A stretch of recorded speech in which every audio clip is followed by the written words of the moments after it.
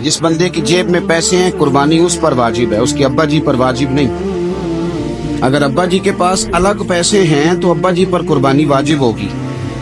हाँ, अगर आपकी जेब इजाजत देती है तो आप 3 कुर्बानियां खरीदें या बड़े जानवर में 3 हिस्से डालें।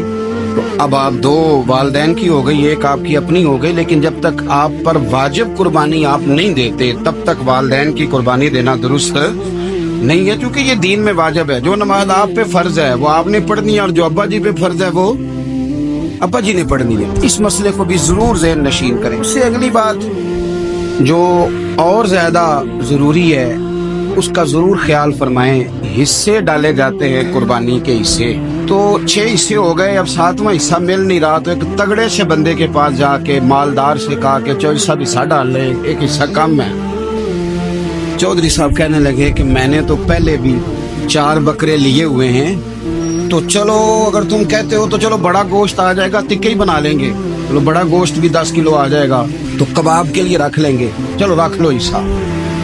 अब 6 बंदों की नियत कुर्बानी की, 7वें की गोश्त की, उसकी नियत कुर्बानी की, पिछले 6 की भी कुर्बानी नहीं होगी, वो भी गए काम से।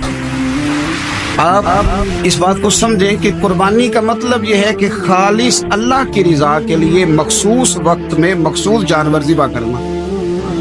इसलिए ये जरूर तवज्जो करें इस बात पर कि हम कई लोगों को फोर्स करके शामिल कर लेते हैं। बंदा मालदार होता है, वो भी कहता है चलो ठीक है कोई हर्ज नहीं, लेकिन वो नॉमिनेट करेगा।